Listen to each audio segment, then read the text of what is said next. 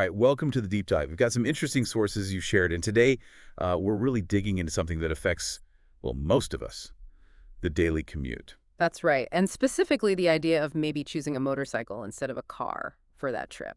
Exactly. Our main source for this is an article, it came out June 13th, 2025. It's by K.R. and Rendry, called Ride to Work Day 2025. 4 reasons to choose your bike over your car. Ride to Work Day 2025. The article uses that as a peg. Yeah, it frames it as more than just, a single day. It's like an invitation to rethink the whole commute thing. So our mission today is to unpack the 4 big arguments the article makes for switching to 2 wheels. And see what really stands out, what the implications might be for you, the listener, if you're considering something like this. We'll look at the claimed advantages, practical, personal, even environmental. Okay, let's dive in. The article, well, this doesn't waste time. It starts with something that gets everyone's attention. Money. Saving money. That's the first big reason. Absolutely. It positions the bike as just fundamentally more cost-effective for getting to work. Puts money back in your pocket is the argument. And the number one thing there, according to this piece, is fuel efficiency. They talk about a pretty dramatic difference. Yeah, like your average car might get, what, 25, maybe 30 miles per gallon? Right, but the article says lots of motorcycles easily hit 50, 60, even 70 mpg, sometimes more. And that difference, doubling or tripling your MPG, that's substantial. The article really hammers home how that adds up, day after day, especially if you have a longer commute. It's a direct cut to one of your biggest running costs. Cutting your fuel bill in half, maybe? It's pretty compelling stuff. For sure.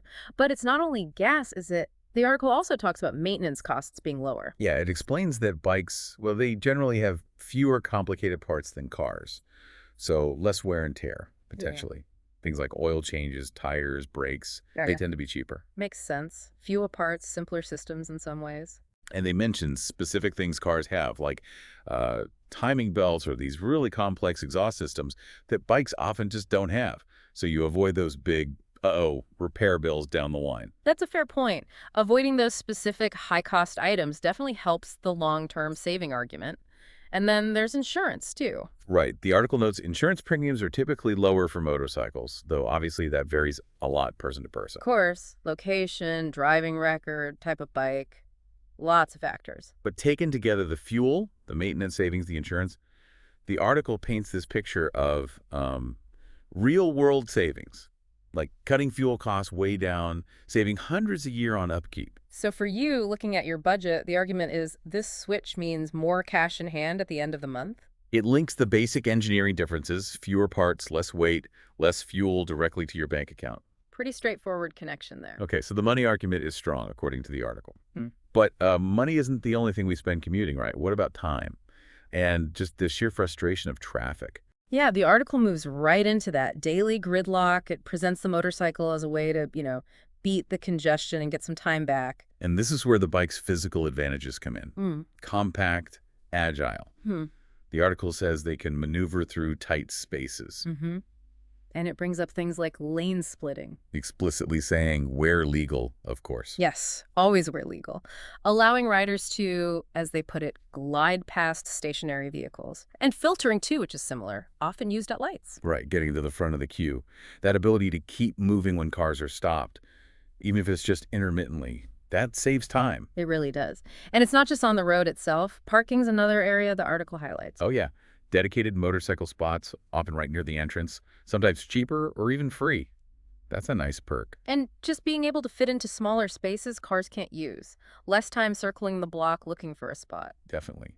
Parking can eat up so much time and cause stress in busy areas. The article suggests a bike just simplifies that whole process, adds to the overall time saved. They even give an example, like a 30-minute car commute might become just 20 minutes on a bike, especially in heavy traffic. And those 10 minutes here, 15 minutes there, it adds up significantly over a week or a month. Think about that.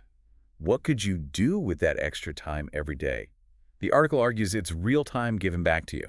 More time for breakfast or maybe leaving work a bit earlier. And it's not just about the clock. The article reframes the experience. Yeah. Instead of, just staring at the bumper ahead. Right. They talk about enjoying the open road, the thrill of the ride. Suggesting the commute itself can change from being, well, a chore Into an adventure is how they put it. A faster, maybe even more enjoyable experience. It connects that efficiency of movement directly to avoiding the stress of being stuck. Which leads quite neatly into the third reason the article brings up. This one's maybe less obvious than saving money or time, but potentially really significant, reducing stress and boosting mental health. Yeah, this was an interesting section, moving beyond the practical into personal well-being. The article suggests writing can actually have a positive effect on your mental state.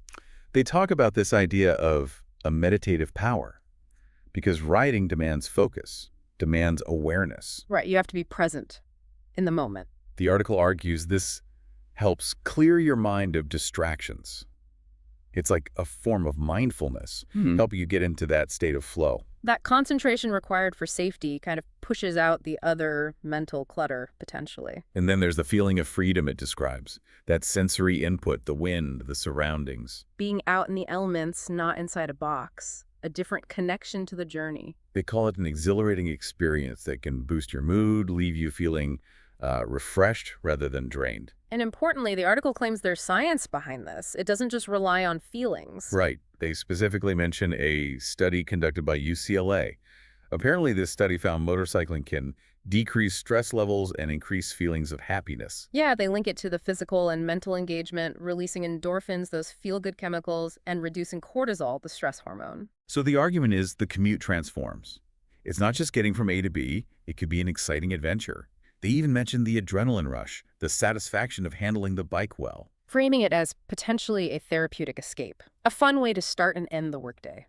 So thinking about your own commute right now, how does it affect your stress?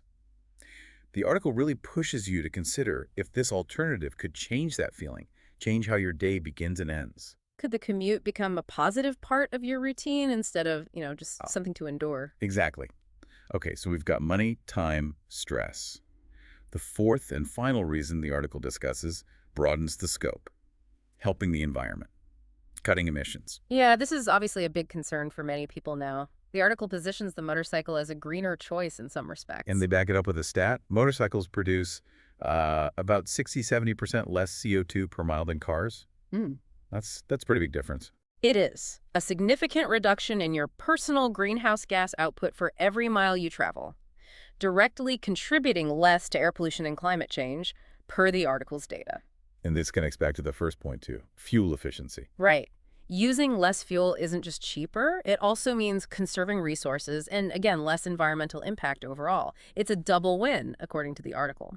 The article also makes a point about traffic congestion itself being bad for air quality. All those idling cars stuck in traffic, they're just pumping out fumes.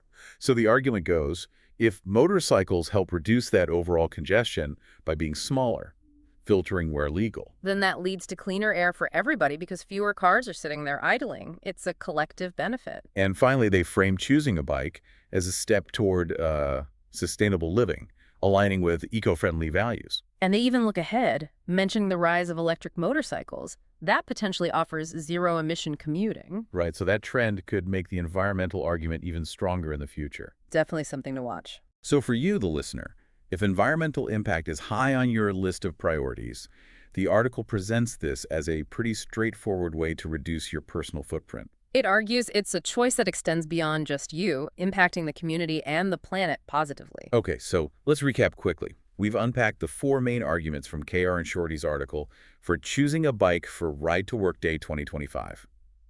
First, saving money, fuel, maintenance, insurance. Second, beating traffic and saving time through agility, lane splitting or filtering where legal, and easier parking. Third, reducing stress and boosting mental health through focus, freedom, and maybe even some scientifically backed mood improvement. And fourth, helping the environment lower emissions per mile, less fuel used, and potentially reducing overall traffic pollution. The article really concludes by saying Ride to Work Day is this chance to embrace